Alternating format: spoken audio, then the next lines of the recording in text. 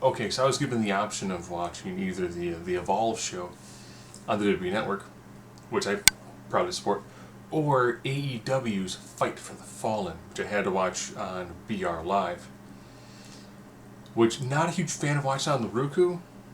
Normally I do a closed caption because I keep the volume down kind of low, and their closed caption was either out of sync with the action or just random multicolored gibberish.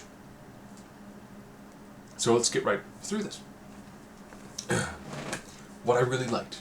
I liked the fact that when it came to their commentator booth, they called the match, and they did a little bit about, oh, don't forget we have this big event coming up. That worked.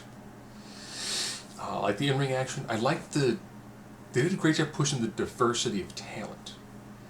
From seeing, an Exotico to seeing a bunch of wrestlers from Japan, to seeing they bring wrestlers from China, bringing people from all over the world, which was good because you see multiple styles of wrestling, which, makes for a really unique and entertaining show. So we'll go through the pre-show first. The Librarians. Well, the Librarian, Peter Avalon, coming out of the ring with the Librarian, Leva Bates. Generic heel taking on Sunny Kiss, who is their Exotico, who effectively has the Naomi-like moveset. I mean, wickedly athletic. One of his opening spots where he puts his one foot on the top rope and stretches and puts the other foot on the top rope, so he's doing the splits on the top rope. That is incredibly impressive. You can tell he needs more seasoning.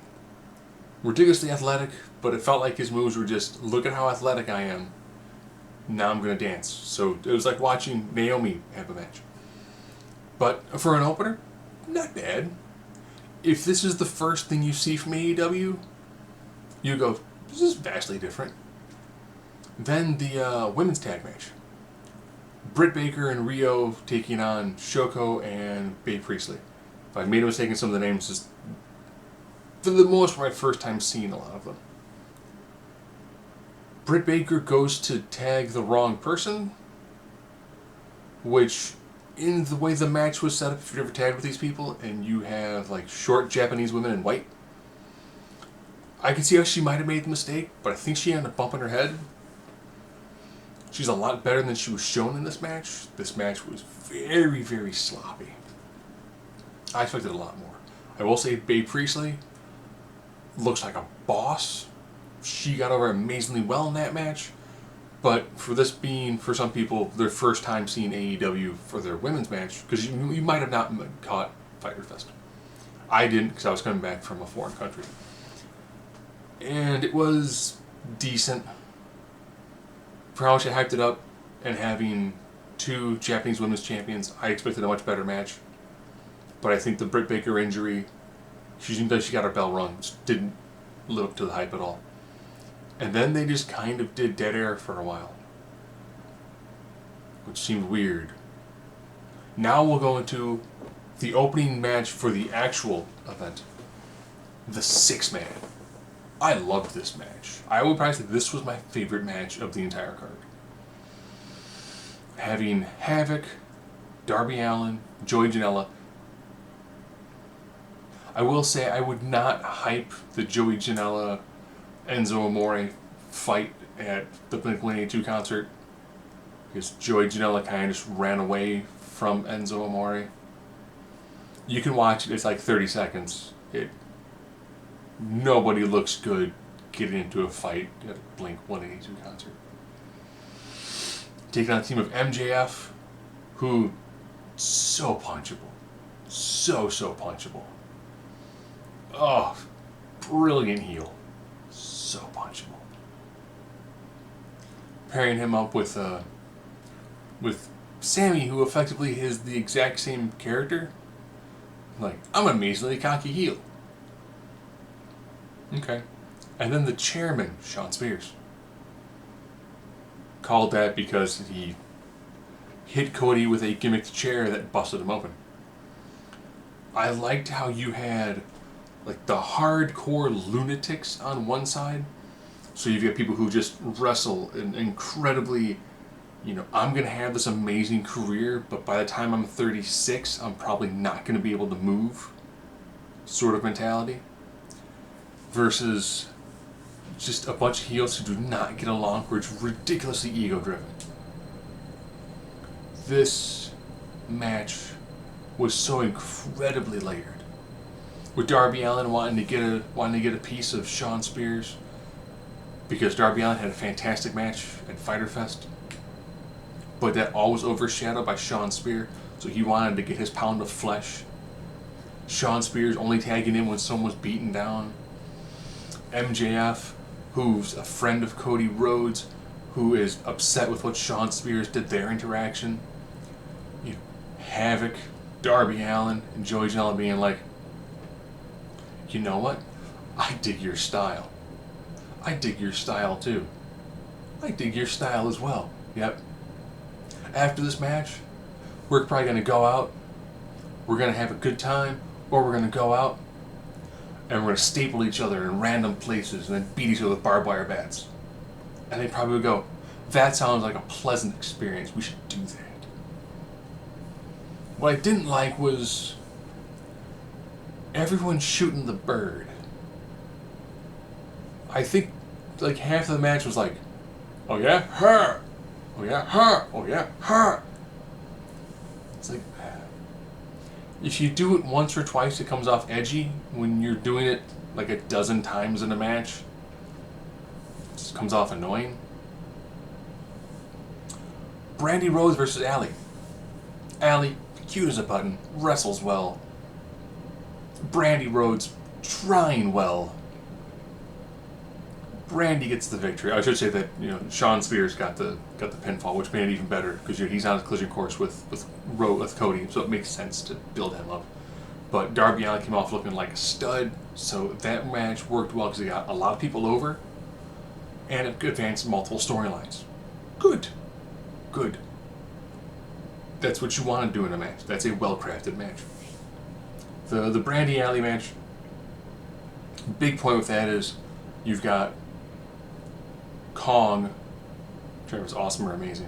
I think that she's awesome. I think she's amazing Kong. She was in TNA. And Aja Kong.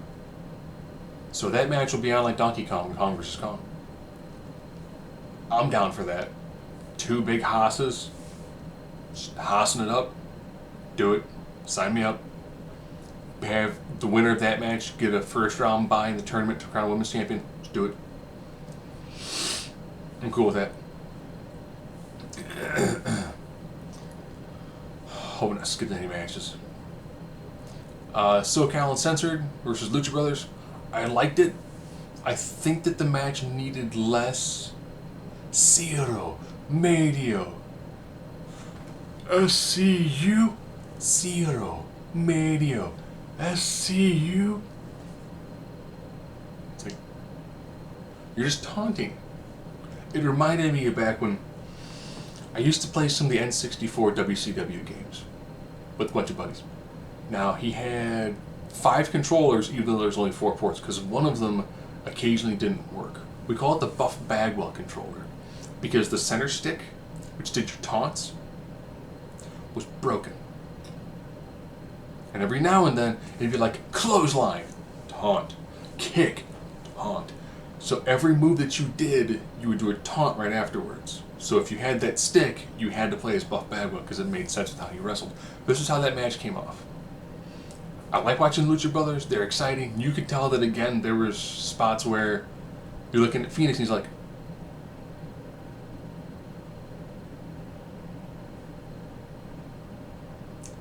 Kazarian, stand up.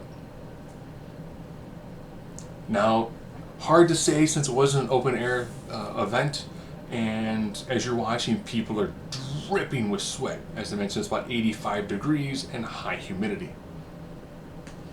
And you could see that towards the end too, the crowd starts just sitting more often. So the crowd's really hot in the opening, 5 matches, and then the crowd's just getting really tired. I think it's just because it's the heat. When you're looking in the background, you see people in the crowd just fanning themselves. People who are now like leaning on the barricades because they just look beat and exhausted. It was like watching a WrestleMania. So that match was good. Seeing the Lucha Brothers win and then go on to bring a ladder in the ring. They had some mic issues. I noticed that when they had a backstage interview with Cody and Dustin, you really couldn't hear what they were saying. When they did stuff in the ring, occasionally you heard what they were saying, but having Phoenix and Pentagon share a mic, I had a hard time making sure exactly what it was that they were saying. I heard ladder match, titles. I'm like, it's probably for the AAA titles. Okay, fine with that. This should be an awesome match. Those two teams put on great matches. The triple threat tag team match where the winning team got a first round bye into the tournament to crown their AEW tag team champions. The Dark Order, Jungle Boy and Luchasaurus, and he was Angelico and Evans. Luchasaurus is awesome. Whatever that flip into Jungle Boy catching him into hitting the power bomb was ridiculous. I'm okay with them doing the occasional. So here's Jungle Boy. Okay. High Flyer, Daredevil, wrestles in a loincloth. Fine. And he's paired with Wrestling Guar, who, big dude, seems like he should weigh a lot more than they say he weighs, but just big, ripped dude who's just shucking bodies. I'm fine with it. I do think that if you're into a triple threat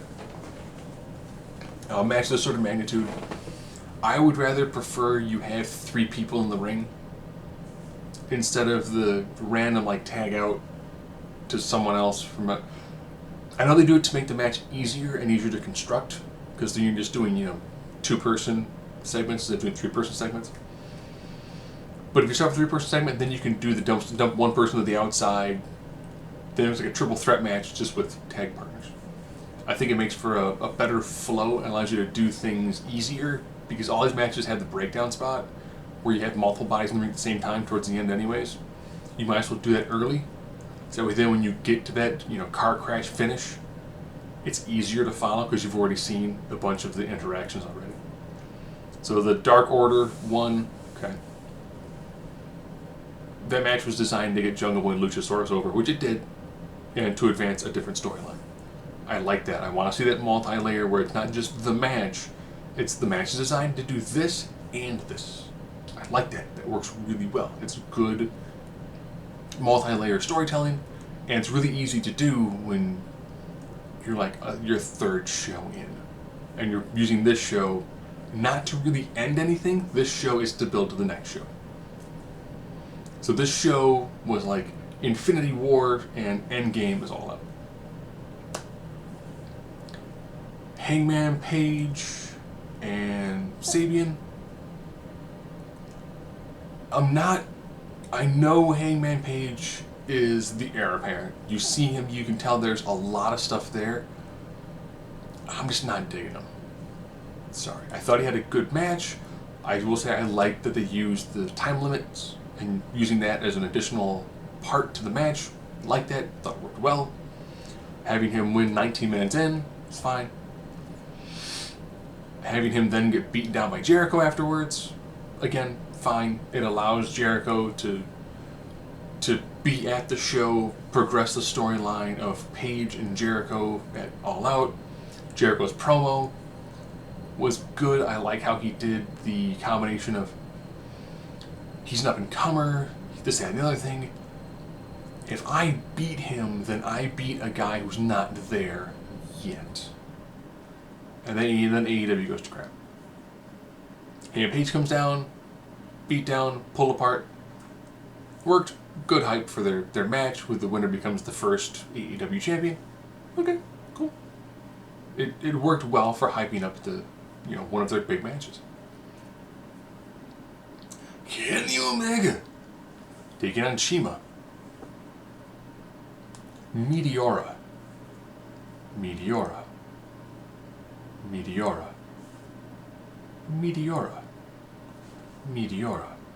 Springboard Meteora. Meteora off a section of the stage onto like the timekeeper announce table, which didn't break or move. Meteora. Meteora to the outside. Top rope Meteora. With Kenny Omega being limited to 30 minutes, this felt like a lot of Kenny Omega matches where it starts out kind of slow.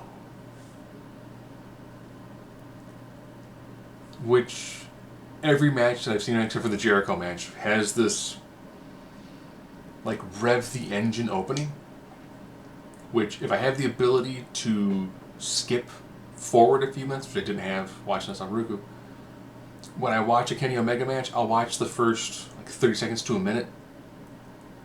And if they're still doing the feeling out, I go, okay, I'm going to jump in 5 minutes, see where they're at. Jump in 10 minutes, see where they're at. Because I know he's going to hit a point where it's just going to be, pedal down as far as it goes, and he's pushing the floorboards through to get a little bit more out of the match.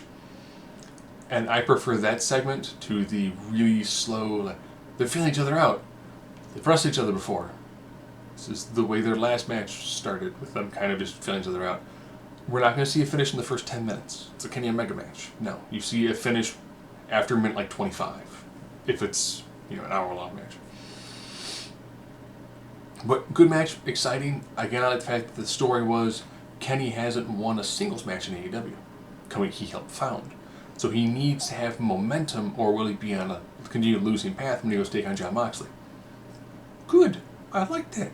That worked well. Again, simple, easy storytelling. It's like, here's a story, here's your dream match. Good. Good.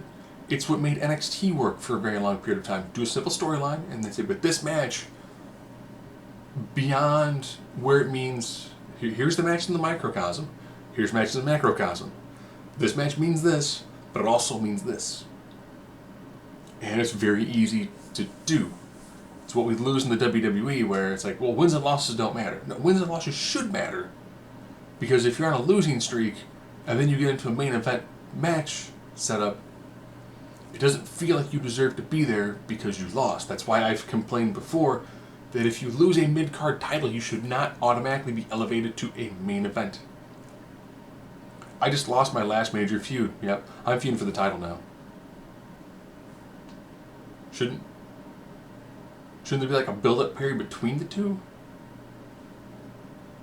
Unless you do the generic, like, oh, well, I'm going to beat you down randomly, and then I'm going to make you challenge me to a match. Okay, just don't overdo it and it works fine. Let anything out so far.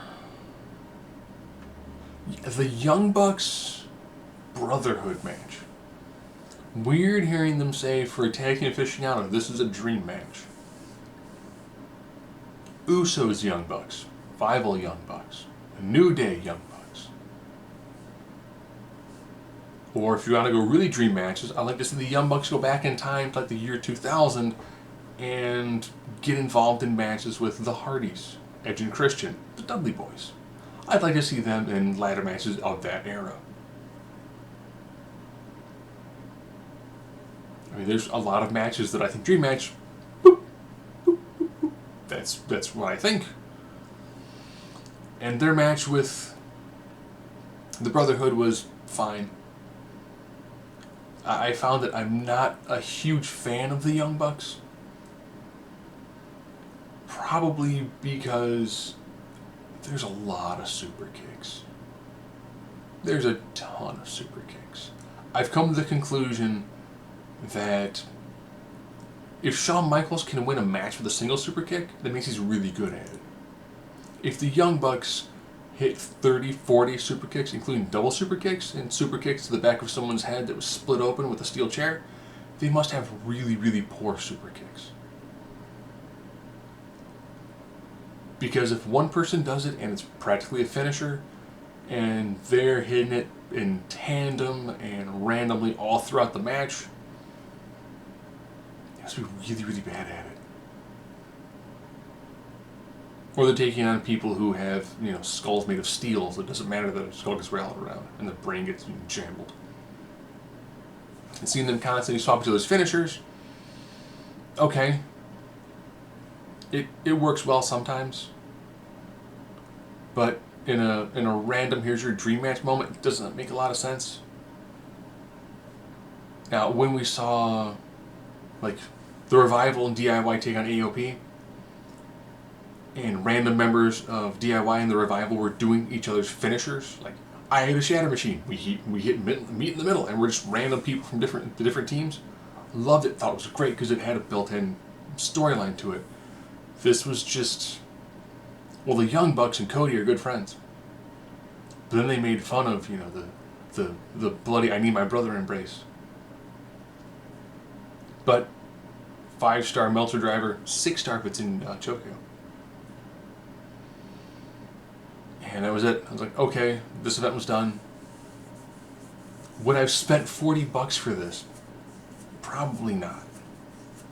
Especially with the option of watching an event on the network.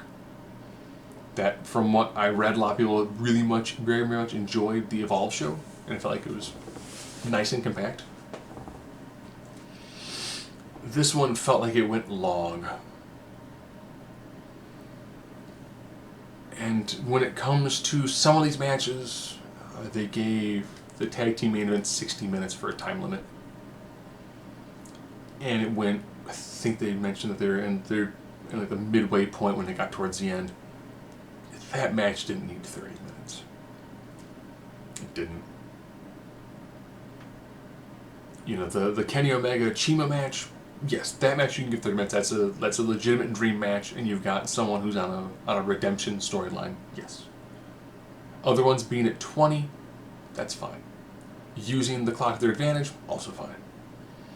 Having a lot of matches that should have been a little bit shorter, felt like they went a little bit longer than they should have. Yeah. I do think that once they get to be an actual TV show, I can imagine them actually trying to tighten stuff up a little bit. Aspects I did enjoy, like I said before, I liked the diversity. I liked how, as Cody mentioned, he's like, I'm hiring you to play your own music. I like that. It makes people feel different. It makes everyone stand out significantly easier. But it also occasionally means, too, that you're going to have matches where if two styles don't mesh very well, it's going to look sloppy and it's going to look weird. I like the fact that they did this for, like, proceeds are going to go to a good cause. I will say doing massive charitable events works well, especially when you're a new company, because there's a tremendous amount of goodwill. That's why I think the E should do more often, but I think the E does a lot of philanthropy, and they don't really mention it a lot. When it comes to the Make-A-Wish stuff, yes, but they do a tremendous amount of Make-A-Wish motions and vignettes and all. They do that a lot more than what they show. And they have other different, other campaigns that they do that they hint at every now and then, but they don't, like, all the time beat you over the head with them. So, all in all, it was a good night of pro wrestling. I'm still on the fence with, if I would have had the ability to, pause, rewind, fast forward, I like those abilities. If I wanted to pause, I actually had to trick my Roku into thinking that it was time to adjust closed captioning. But then I couldn't fast forward to get through spots. I'm like, alright, so I paused this, took a shower, came back. So do I just lose 10 minutes in this Oslos match? And overall, good. I do think there's definitely room for improvement. Is it better than your average E show? Yeah. But they're still incredibly new, and everything can be new and exciting when you don't have any real expectations to match. But for being a free show, can't complain about it too much.